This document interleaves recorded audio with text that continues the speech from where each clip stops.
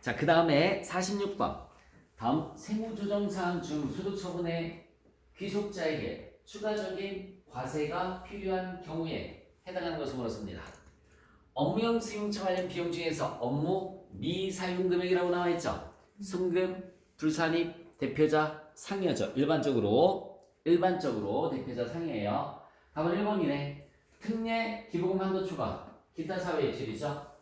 굳이 소득 처분을 말하고자 하면 대손 순납금 한도 추가 유보고요. 업무간 자산 등 차입금이자, 여러분 업무간 자산 관련된 차입금이자는 기타 사회 예출입니다. 채비건업, 다시 한번 채비건업. 그래서 업이 기타 사회 예출이 되는 거야. 자, 그 다음에 47번 문제를 볼까? 다음은 주식회사 3일의 24기 손익계산서에 수익으로 계산되어 있는 항목이다. 다음 자리에서 입금불산 및 세무조정을 해야 하는 금액을 계산하면 얼마인가? 라고 물었습니다. 공제 가능한 2월 결승금은 없다. 이 문장이 왜 나왔냐면 채무면제이익 때문에 나왔어요. 채무면제이익과 당구장 표시하고 받아 적어보실래요?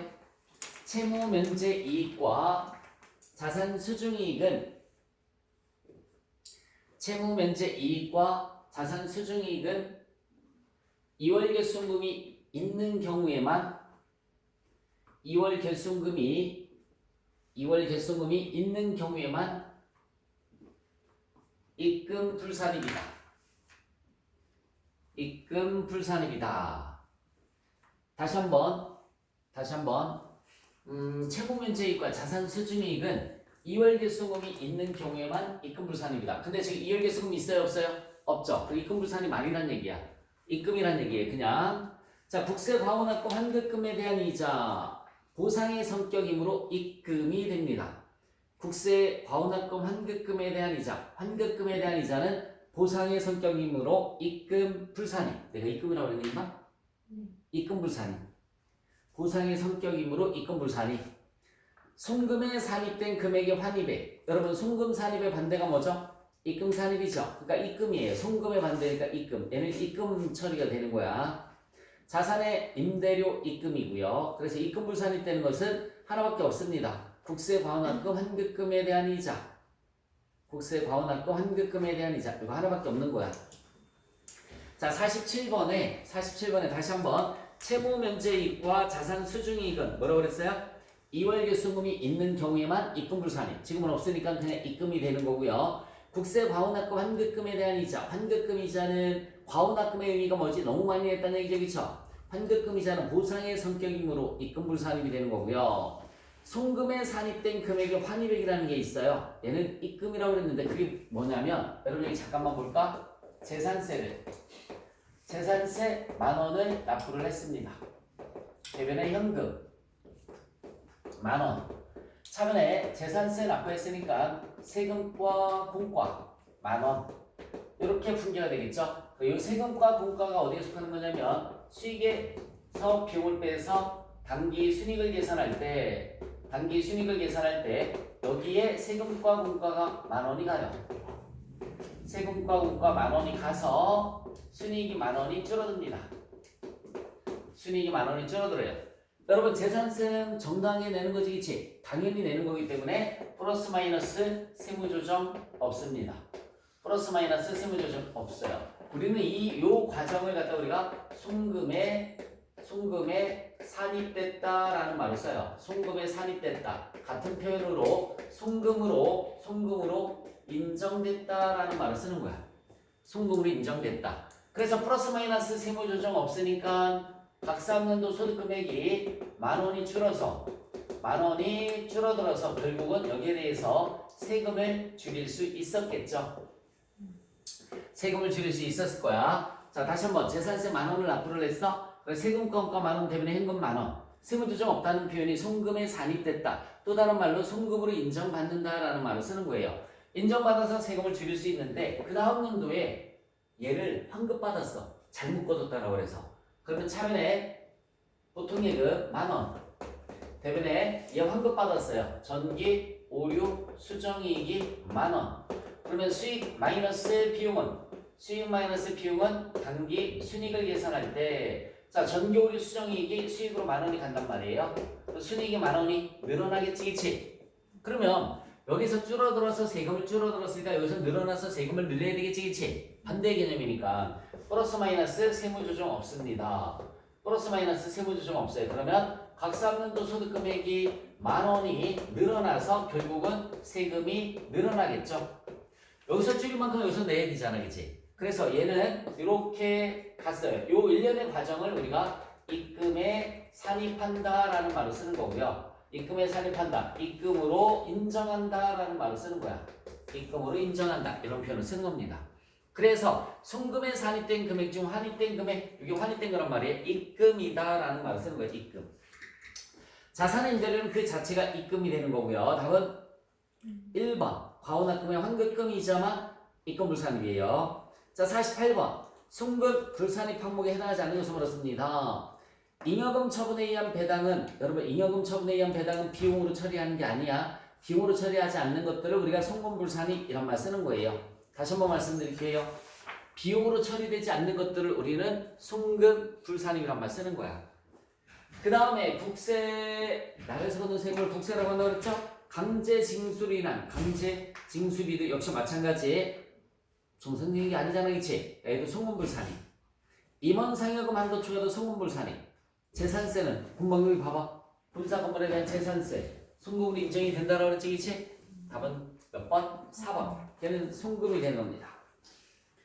주식회사 3일은 24기 1월 1일부터 12월 31일 대표이사 업무용 승용차를 5천만 원을 취득하고 업무용 자동차 보험에 가입하였다. 여러분, 5천만 원에 취득했습니다. 자동차 내용료수 몇 년 잡아주죠? 5년이죠. 1년에 감가상각비 얼마 하는 거야? 1,000만 원. 밑에 네모난 박스에 왔더니 감가상각비 1,000만 원 정상적으로 했죠? 자, 다시 한번 말씀드릴게요. 5천만 원 나누기 5년이란 말이에요. 그러면 1,000만 원 나오고요. 1,000만 원 정상적으로 감가상각비 했습니다. 업무용 자동차 보험에 가입하였다. 밑줄 쳐보세요. 업무용 자동차 보험에 가입하였다. 받아 적어주세요. 미가입 시에는 전액 송금 불산입. 괄호를 닫고 상여. 미가입 시에는 전액 송금 불산입이에요. 전액 송금 불산입. 괄호를 닫고 상여입니다. 괄호를 닫고 상여.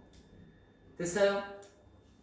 근데 가입했으니까는 됩니다. 해당 업무용 수용체에 대한 다음 내용을 바탕으로 해서 세무조정을 수행하고 송금불산입 때는 금액을 계산하면 얼마인가? 운행기록부는 작성하지 않았다라고 나와있죠. 화살 표시하시고 밑줄 치고 화살 표시해서 받아 적어볼까? 보험에 업무용 전용 보험에 가입된 경우에는 업무용 전용 보험에 가입한 경우에는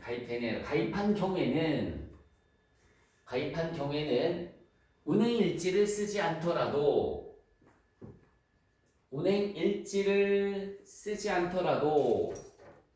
1,500만 원까지는 비용으로 인정된다. 1,500만 원까지는 비용으로 인정된다.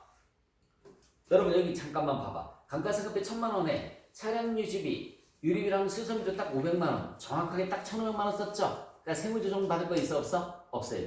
빵원이 답이에요. 1번. 자, 결론. 자, 업무용 수용차 전용보험에 가입을 안 했어. 그러면 전액 뭐라고 그랬지? 송금불산이 상여 처분하는 거고요. 업무용 수용차 보험에 가입했어요. 그러면 운행일지를 쓰지 않더라도 얼마까지? 1,500만 원까지는 비용으로 인정이 됩니다. 그래서 세무조정할 건 없습니다. 자, 50번 문제를 한번 보겠습니다. 주식회사 3일 건설의 제24기 공사 내역이다 라고 나와 있어요. 공사 내역이다. 제시된 공사에 대해서 완성 기준으로 회계 처리하였다. 올바른 세무조정을 물었습니다. 여러분 칠판 잠깐만 한번 볼까요? 공사 수익 마이너스 공사 원가는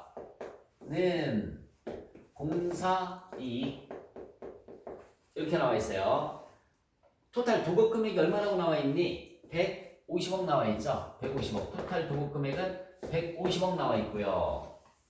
단기 공사비가 얼마라고 나와 있습니까? 40억 이렇게 나와 있어요. 그때 공사비가 40억. 만약에 1차 년도, 2차 년도 뭐 이렇게 간다라고 하면 예를 들어서 공사 기간이 2년이다라고 아니지 거기는 공사 기간이 몇 년이에요? 3년이지. 2024, 2025, 2026까지 그치? 몇 년이에요? 2024년부터 2년이지 2년이 안 되는 거지. 2024년부터 2025년까지 어쨌든 결산을 2번 하는 거지 그치? 2번 합니다. 그러니까 2년으로 갈게 그냥. 보자. 완성 기준으로 인식했다는 얘기는 얘를 한 방에 인식했다는 얘기죠 그쵸? 원래 우리 진행률에 따라서 여기 얼마 이렇게 인식을 했었어야 되잖아. 그래서 이때 어떻게 계산한다고 그랬죠?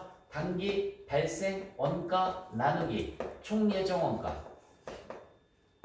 총 예정 원가 단기 발생 원가 40억이고요. 총 예정 원가가 100억이라고 나와 있나? 그러면 진행률이 몇 프로 나오죠? 40%. 진행률이 여러분 여기 봐요. 진행률이 40%가 나왔어요. 그럼 여기다 곱하기 40% 이렇게 해주시면 되겠죠? 60억이 나옵니다. 그래서 20억 2 이렇게 하는 걸 우리가 진행 기준이다라는 말을 쓰는 거야.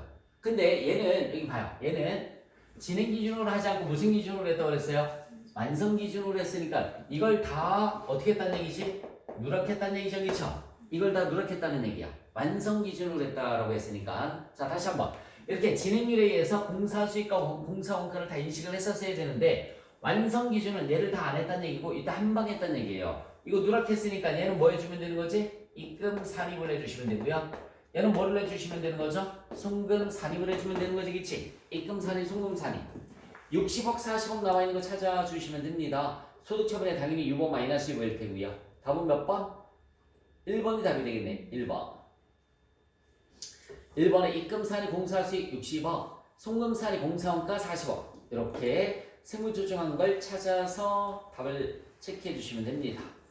자, 51번 문제를 한번 볼게요. 51번 법인세법상 감가상각비에 대한 설명이다. 옳지 않은 것을 물었습니다. 전화기, 휴대전화기 포함해서 휴대폰 얘기하는 거죠. 전화기 및 개인용 컴퓨터, 주변기기 포함해서 그 사업에 사용한 날에 속하는 사업연도에 손비가 비용이에요. 비용. 비용으로 처리하면 이를 송금에 산입한다. 비용으로 인정한다라는 얘기입니다. 비용으로 인정한다. 여러분 여기 잠깐만 고개 들어보실래요?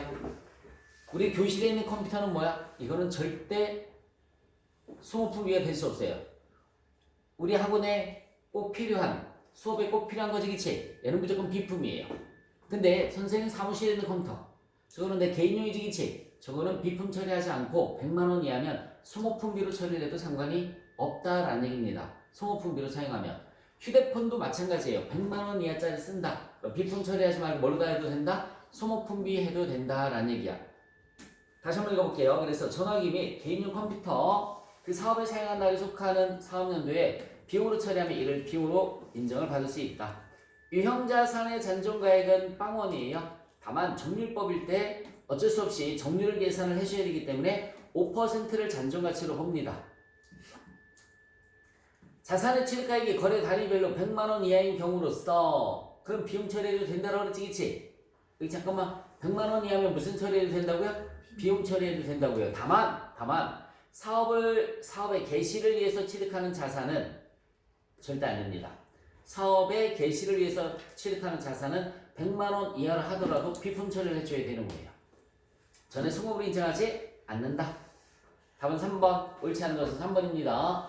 사업의 개시를 위해서 취득하는 자산은 비용 처리할 수 없습니다. 자산 처리했다가 감가상각을 통해서 비용 처리를 해줘야 되는 거야. 광고권에 대해서 감가상각 방법을 신고하지 않으면 생산량 비례법을 적용하는 거 맞습니다. 우리 여기 잠깐만 감가상각 방법을 신고하지 않으면 건축물은 무조건 정의법. 다시 한번 건축물은 무조건 무슨 법? 정의법. 건축물 외의 자산은 정률법. 근데 광업자가 들어가는 거는 생산량 비례법. 광업자가 들어가는 거는 생산량 비례법으로 감가상각을 합니다. 한 번만 다시. 감가상각 방법을 신고하지 않았을 때 건축물은 무조건 정의법, 건축물 외의 자산은 정률법. 근데 광업자가 들어가는 건 뭐라고 그랬어요? 생산량 비례법이다. 자, 그 다음에 이제 52번 문제를 보시면 법인세를 감면 면제받는 법인이 아니며 한국 채택국제유 기준을 적용하지 않는다. 감가상각비 관련된 자료이다.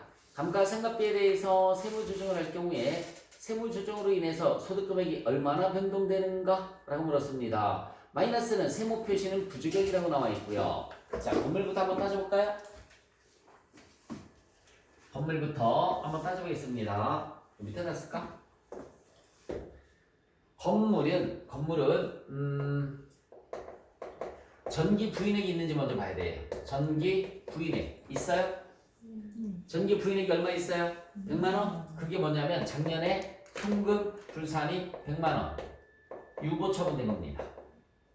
작년에 송금 불산이 100만원 유보 처분된 걸 전기 부인액이라고 말 쓰는 거야. 단기 거 이제 한번 보자. 단기 범위액이 얼마인데? 200만원인데 그죠? 얼마 했어요? 120만원 했어요. 많이 했어요? 부족하게 했어요? 부족하게 했죠? 부족하게 하면 여러분 여기 잠깐만 고개 들어볼까? 부족하게 했어요. 부족하게. 얼마 부족하게 했죠? 단기에는 80만원 부족하게 했어요. 그러면 이 부족하게 한 거 원래 송금산입 80만원 마이너스 유보 해주면 안 되는데 얘는 해줘도 됩니다. 그 이유가 전기 부인액이 있을 때만 가능한 거예요. 전기 부인액이 얼마 있으니까? 100만원 있으니까 얼마? 100만원 중에 80만원만큼 송금산입 받을 수 있는 거예요. 100만원 중에 80만원만큼 송금산입이 됩니다. 자, 다시 한번 얘기해 줄게요. 원래 부족액이 발생했을 때는 세무조정 없는 거라고요. 얘는 작년에 부인액이 있으니까 송금산입 받을 수 있다라는 얘기야. 자, 건물 다음에도 뭐 나와 있어요? 트럭. 여러분, 트럭은 작년에 부인액이 있어요? 없어요? 없어요. 트럭은 작년에 부인액이 없습니다. 올해 얼마가 범위액인데? 300만원이 범위액인데 얼마밖에 안 했어요? 160. 많이 했어? 부족하게 했어? 부족하게 했어요. 올해 부족하게 했습니다. 얼마만큼 부족하게 했죠? 140만원만큼 부족하게 했을 때 송금산입이 여기 봐요. 송금산입 140만원 마이너스 유보 안 해준다고요. 왜? 앞에 부인액이 없잖아. 부인액이 있을 때만 반대의 세무조정이 나오는 거라고 그랬단 말이에요. 할 필요가 없습니다. 그 다음에 이제 트럭 다음에 또 뭐 나와 있어요? 비품. 전년도에 역시 마찬가지 부인액이 있어요? 없어요? 없죠. 마이너스 했었지, 그치? 그럼 부인액이 없었다는 얘기예요. 부인액이 없고요. 당해년도에 범위액이 얼마인데? 200인데 얼마 했어요? 얼마 한도 추가됐지? 100만원이 한도 추가됐습니다. 한도 추가 100만원이 됐을 때는 당연히 뭐 해주면 되는 거지? 송금 산입. 그죠? 아니지. 송금 불산입이죠. 송금 불산입. 감가상각비 한도 추가 100만원. 송금 불산입 해주면 되는 거예요. 송금 불산입. 송금 불산입 100만원. 유보죠. 이렇게. 그러면 각산년도 소득금액은 어떻게 변하는가? 여기 봐봐. 여기서 송금 산입 얼마 됐어? 80만원. 여기서 송금 불산입이 얼마 됐어? 100만원. 플러스가 더 크지, 그치? 20만원 증가되겠네요. 답은 1번. 답은 1번. 그래서 전년도에 부족액을 볼 필요 없는 거야. 부인액만 따지면 되는 거예요. 부인액이 얼마 있으니까? 100만원 있으니까 100만원 범위 내에서 송금 산입. 얘네는 부인액이 없으니까 송금 산입 안 되고, 그치? 얘는 뭐 부인액하고 관계없이 송금 불산입이 이렇게 됐습니다. 답은 1번이에요. 자, 그 다음에 이제 53번 문제를 보시면 국가에 정당한 사유 없이 시가 10억 원 건물을 5억 원에 양도하였다라고 나와 있습니다. 기본으로 간주할 금액은 얼마인가? 라고 물었네요. 여러분, 특수관계자가 아니죠? 특수관계자가 아닐 때는 봐봐. 특수관계자가 아니에요.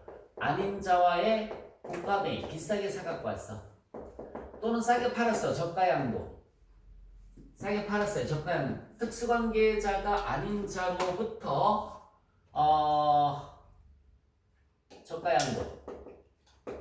고가 매입하거나 저가양도 했을 때는 의제 기본으로 본다고요. 시가 곱하기 얘는 플러스 30%고요.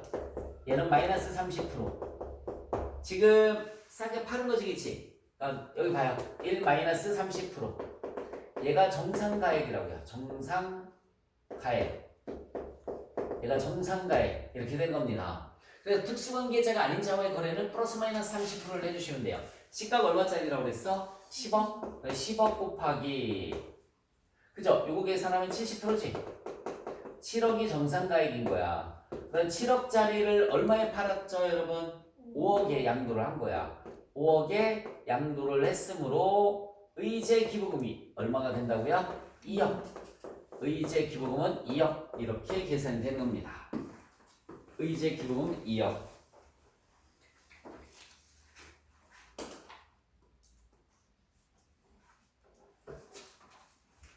자, 특수관계자가 아닌 자와의 거래에 비싸게 사갖고 온 거 고가 매입, 싸게 파는 거 저가한 거 플러스 마이너스 30% 한 개 정상가액이 되는 거야. 그래서 10억에 1-30% 저가한 거였으니까 그러면 정상가액은 7억이 나옵니다. 7억짜리를 5억에 팔았으니까 의제 기부금은 2억이 된다.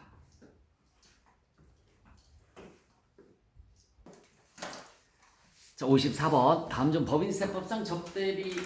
자, 지금 현재 이제 기업 업무 추진비로 명칭이 바뀌었잖아요. 그쵸? 옳지 않은 것을 물었습니다. 골프장을 경영하는 법인이 그 고객이 조직한 임의단체, 골프클럽에 지급하는 금품은 접대비로 본다. 접대비 관련 부가세 매입세 불공제액은 접대비에 포함한다. 법인의 생산품 등으로 접대를 한 경우, 즉 이게 현물 접대비라고 하죠. 장부가액과 시가 중 큰 금액으로 한다. 광고 선전 목적으로 달력 등을 불특정 다수인에게 기증한 것은 접대비로 본다. 몇 번이 되겠을까요? 4번이죠. 광고 선전비는 접대비가 될 수 없죠. 답은 4번입니다. 55번 문제 보겠습니다. 송금물 산입 대상인 지급이자와 이에 대한 소득 처분을 연결한 것이다. 옳은 것을 물었습니다. 원천인수세액은 고려하지 않는다.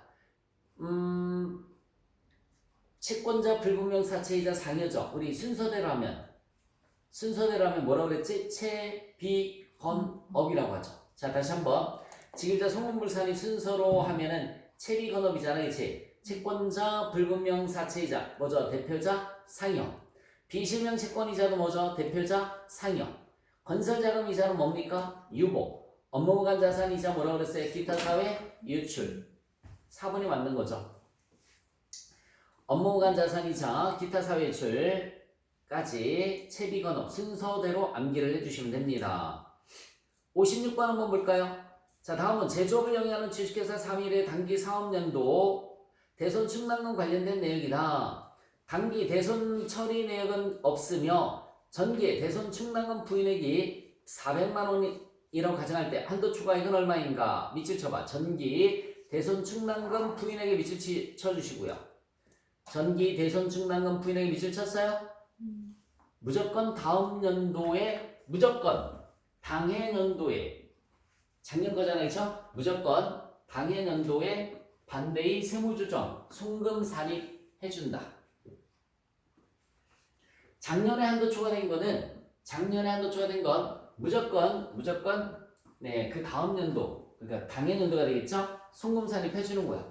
송금 산입 400만 원 유보 이렇게 마이너스 유보죠? 이렇게 해주는 거예요.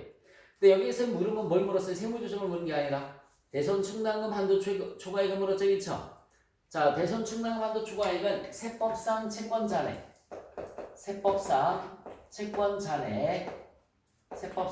잔액 곱하기 1% 또는 대손 실적률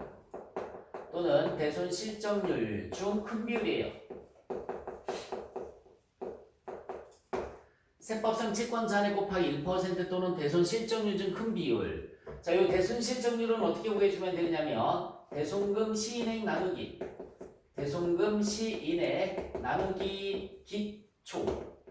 기초 다른 말로 전기말 채권 잔액입니다. 전기말 채권 잔액 이렇게 대손금 시인액 나누기 기초 채권 잔액 즉 전기말 채권 잔액인데 여러분 이 문제에서는 대손금 시인액이 있어 없어? 대손금 자체가 없잖아. 거기 왜 대손 충당금 계정에 대손 처리액이 있어요 없어요? 없어요. 얘가 없단 말이야. 0이야 0. 그러면 계산할 필요가 없죠. 그러면 세법상 채권 잔액이 얼마지? 20억 나와 있죠? 20억 곱하기 1% 얘가 2천만 원이 대손 충당금 한도액이 되는 거죠. 대손 충당금 한도액은 2천만 원입니다. 대손 실적률을 계산할 수가 없으니까 그냥 1% 해주시면 되는 거야. 그래서 20억 원의 1%니까 2천만 원이 대손 충당금 한도액인데 대손 충당금 기말 잔액하고 비교를 해주는 거야. 얘는 여기 잠깐만요. 설정액이 아니라 다른 건 다 설정액하고 비교해주는데 대손 충당금만큼은 기말 잔액하고 비교를 해준다. 대손 충당금만큼은 기말 잔액하고 비교를 해주는 겁니다. 기말 잔액이 얼마나 올까? 얼마라고 나와 있어요? 3천만 원 나와 있죠? 3천만 원. 기말 잔액이 3천만 원이에요. 그러면 한도 초과가 얼마로 계산이 될까요? 1천만 원. 한도 초과는 1천만 원으로 계산이 됩니다. 한도 초과는 1천만 원. 됐어요? 그래서 이거 세무 조정을 굳이 보여주면은 여기 보자. 송금불산이 대손 충당금 한도 초과. 대손 충당금 한도 초과 1천만 원. 소득 처분은 유보가 되는 거고요. 소득 처분은 유보. 또 하나는 여기 보자. 또 하나는 작년 거 뭐라고 그랬어요? 손금산이 무조건 해줘야 된다고 그랬죠? 손금산이 전기 대손 충당금 한도 초과. 전기 대손 충당금 한도 초과. 작년 한도 초과된 거 얼마 있어? 400만 원 있습니다. 400만 원. 소득 처분은 마이너스 유보. 만약에 세무 조정을 물었으면 이렇게 두 개가 되어 있는 걸 찾으시면 답이 되는 거예요. 근데 여기에서는 세무 조정을 물은 게 아니라 단순 한도 초과만 물었으니까 네, 저렇게 한도 초과 1천만 원 계산해 준 걸 찾아서 해주시면 되는 겁니다. 자, 57번 준비금, 충당금에 대한 셈이다. 옳은 것을 물었습니다. 여러분 잠깐만, 준비금의 개념이 뭐냐면 준비금은 이런 거야. 잠깐만 개념을 보자. 수익에서 비용을 빼서 당기 순이익을 계산합니다. 근데 당기 순이익이 엄청 커요. 당기 순이익이 엄청 커요. 그러면 이걸 처분할 때, 이익 처분할 때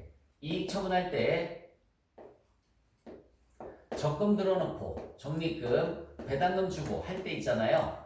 땡땡 준비금을 이렇게 설정을 해주면 돼요. 땡땡 준비금을 설정을 하는 거야. 이익 처분할 때. 여기 잠깐만 설명 들어봐요.